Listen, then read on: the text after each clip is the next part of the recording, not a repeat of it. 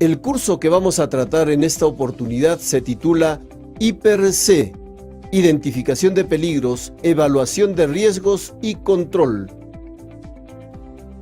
Entonces, ¿qué significa HIPER-C? Identificación de peligros, evaluación de riesgos y el control o medidas de control. Entonces, primero se identifica el peligro, después se evalúa el riesgo y finalmente lo principal es la implementación de las medidas de control. Toda actividad tiene un riesgo, como cruzar una pista, conducir un vehículo, hacer deporte, trabajos de soldadura u oxicorte, subir una escalera, instalar una línea eléctrica, ingresar a un espacio confinado, etc. Nada es absolutamente seguro. Esta lista es interminable y cubre cada aspecto de tu vida diaria. ¿Cuáles son los objetivos de este curso? Primero, entender en qué consiste el HIPER-C. Diferenciar claramente entre peligro y riesgo. Saber identificar los peligros en su trabajo. Saber evaluar los riesgos en su trabajo. Y finalmente saber determinar qué medidas de control debemos de aplicar al final. Recuerda siempre que una parte importante de la seguridad es aplicar las medidas necesarias para controlar estos riesgos y proveer un ambiente seguro de trabajo para usted y sus colegas. Entonces también podemos decir que el HIPER-C es una metodología sistemática y ordenada para mitigar y evitar los riesgos. Todo lo que se tiene que hacer en materia de seguridad y salud ocupacional tienen una base legal, ya sea en base a las normas nacionales o las normas internacionales.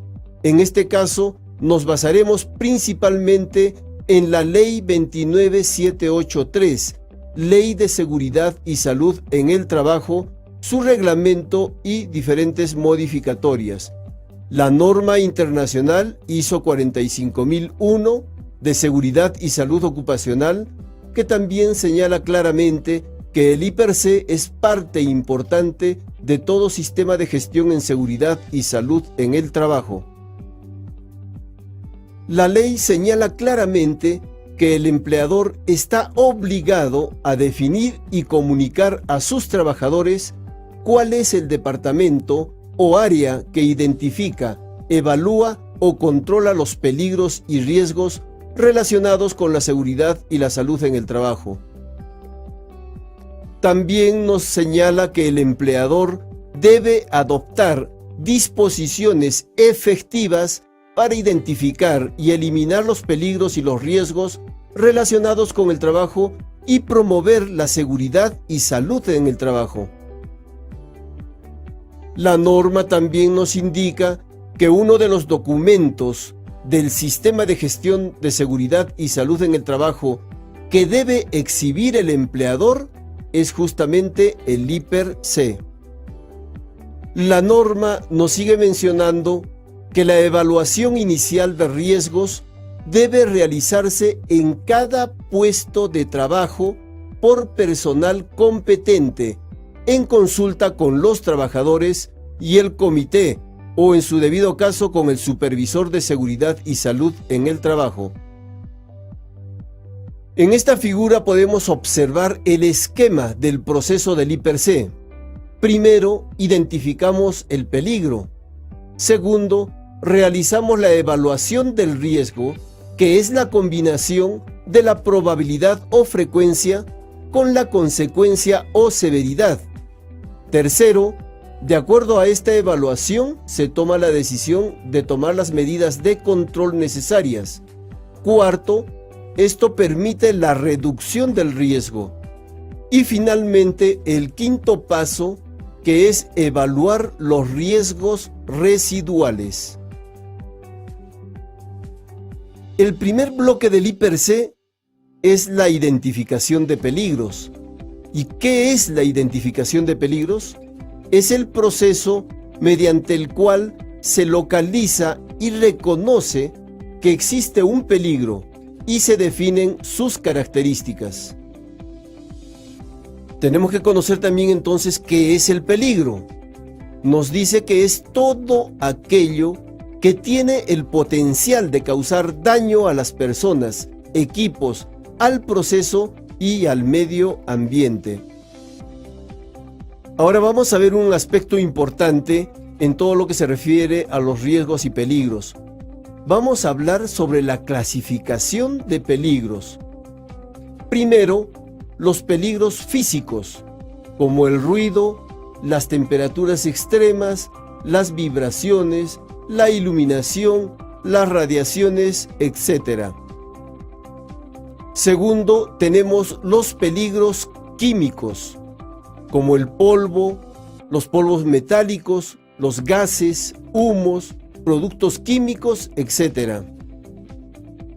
Tercero, los peligros biológicos, como los virus, los hongos, los vectores, los parásitos, las bacterias, etc. Cuarto, tenemos los peligros psicosociales, como es el contenido de las tareas, organización del trabajo, presión en el trabajo, relaciones humanas, gestión del personal, etc. Quinto, tenemos los peligros ergonómicos, como posturas forzadas, sobreesfuerzos, trabajo de pie, trabajos repetitivos, alturas inadecuadas, etc. Finalmente vamos a agregar una sexta calificación, que son los peligros mecánicos, como los atrapamientos, cizallamientos, aplastamiento, enganche, arrastramiento, impacto, abrasión y proyección. Y nos preguntamos, ¿qué herramientas podemos utilizar para la identificación de peligros? Tenemos varias, entre ellas hay que echar mano de los registros de los incidentes ocurridos en otras empresas, las normas y leyes, los exámenes médicos efectuados a nuestros colaboradores, auditorías internas y externas, las observaciones en el trabajo, las fiscalizaciones, etc. ¿Y dónde debemos de aplicar esta identificación de peligros?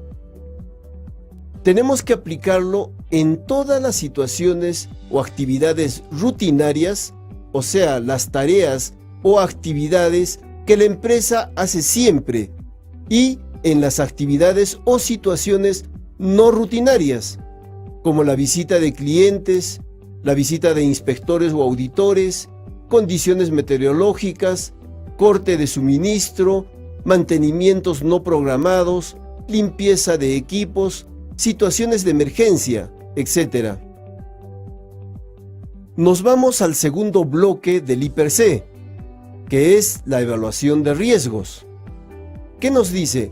Que son procesos posteriores a la identificación de los peligros que permite valorar el nivel, grado y gravedad de los mismos, proporcionando la información necesaria para que el empleador se encuentre en condiciones de tomar una decisión apropiada sobre la oportunidad, prioridad y tipo de acciones preventivas que debe de adoptar. ¿Qué es el riesgo? Es la combinación de la probabilidad y la severidad reflejados en la probabilidad de que un peligro cause pérdida o daño a las personas, a los equipos, a los procesos y al ambiente. Ahora vamos a realizar la evaluación de los riesgos, pero a través de una matriz de determinación de la magnitud de un riesgo, como podemos apreciar en esta lámina, y que la empresa debe de definir. Para el ejemplo, vamos a utilizar una matriz de 5×5. Existen múltiples matrices, existen matrices de 4×4 y aún otras más sencillas de 3×3, pero vamos a trabajar en esta matriz de 5×5. Como pueden apreciar, existen dos variables: la probabilidad, que tiene 5 posibilidades de escenario: raro, poco probable, probable, muy probable, y siempre y a cada uno se le ha designado un valor del 1 al 5. La otra variable de la matriz en la parte superior es la consecuencia, que también tiene 5 escenarios que van desde insignificante, menor, medianamente grave, grave hasta muy grave, y también se le ha dado valores del 1 al 5.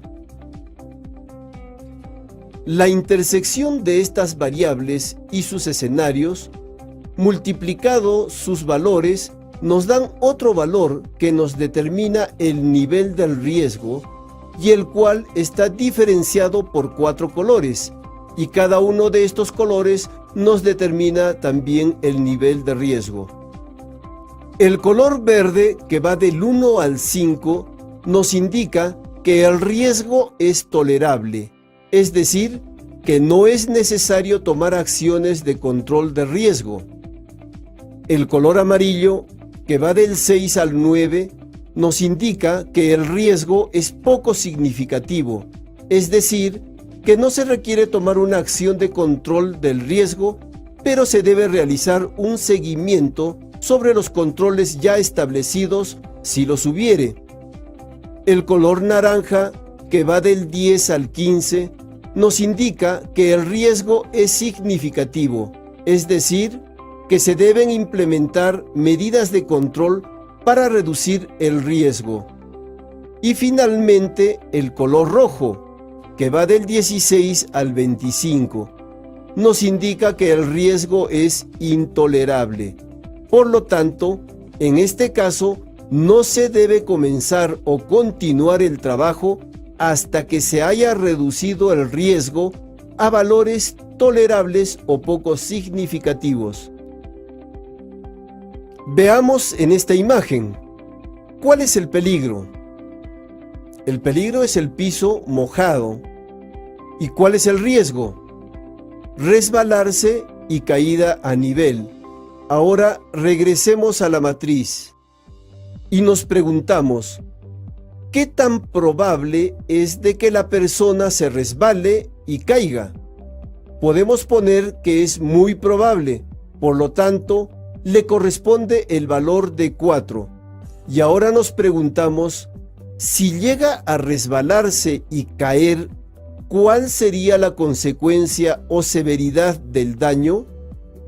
Le colocaremos que sería medianamente grave y le corresponde el valor de 3. 3 por 4 tenemos el valor de 12. Entonces el riesgo es igual a probabilidad por consecuencia igual 12.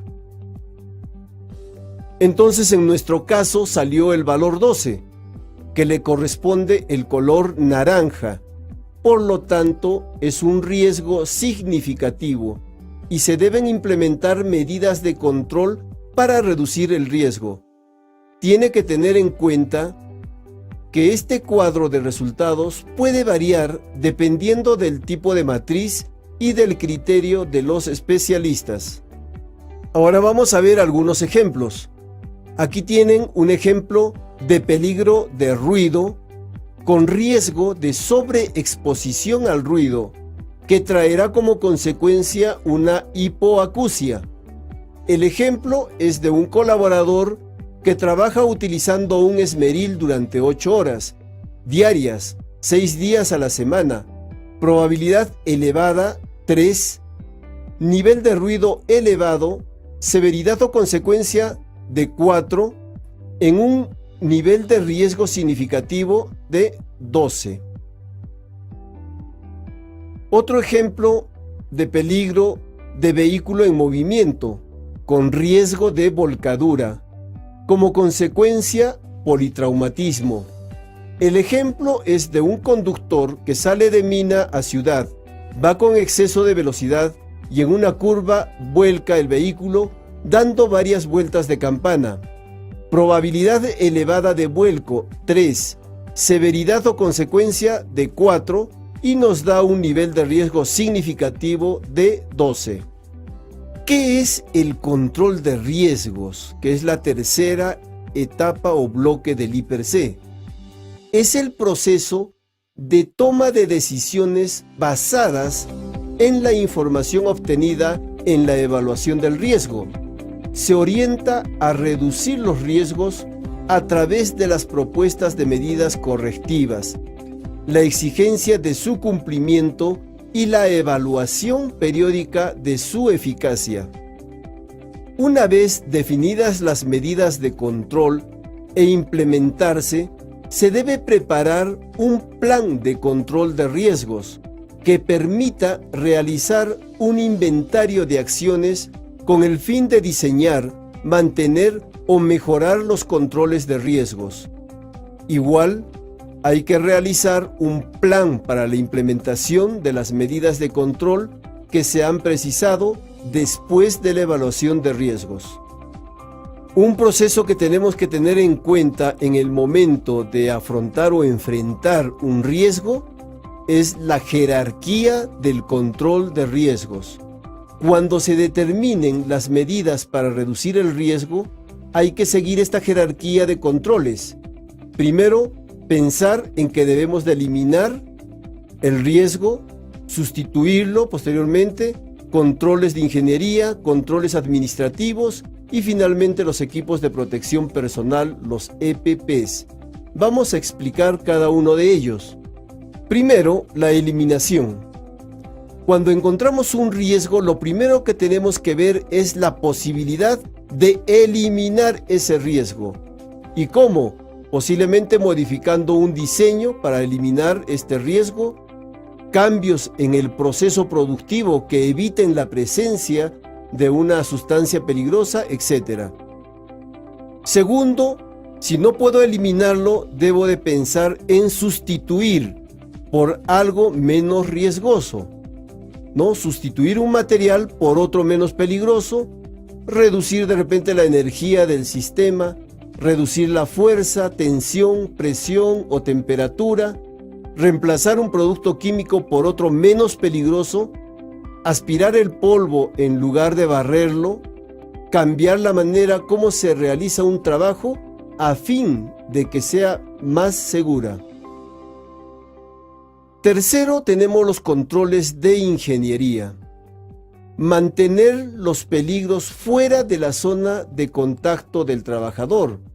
Instalar sistemas de ventilación, protección de máquinas, insonorizaciones, control y alimentación remoto, confinamiento de materiales tóxicos, poner barandas de seguridad, aislar al trabajador en cabinas de control, etc. Conjuntamente con los controles de ingeniería tenemos los controles administrativos, que son señales de seguridad, sirenas, alarmas, elaboración de procedimientos de seguridad, nuestros famosos PETs, inspecciones de equipos, capacitaciones, controles de acceso, permisos de trabajo, etiquetado, horarios de trabajo, etc. Finalmente, en esta jerarquía del control de riesgos, tenemos la implementación de los equipos de protección personal, los EPPs, como última opción. Anteojos de seguridad, protectores auditivos, arneses y eslingas de seguridad, protección respiratoria, guantes, etc. Hemos llegado al final del curso y quiero terminar con una frase. El IPRC es la columna vertebral de toda la seguridad y salud en el trabajo, porque solo conociendo al detalle todos los peligros y riesgos que afronta una empresa, recién puedo planificar todo mi sistema de gestión en seguridad y salud en el trabajo. Gracias.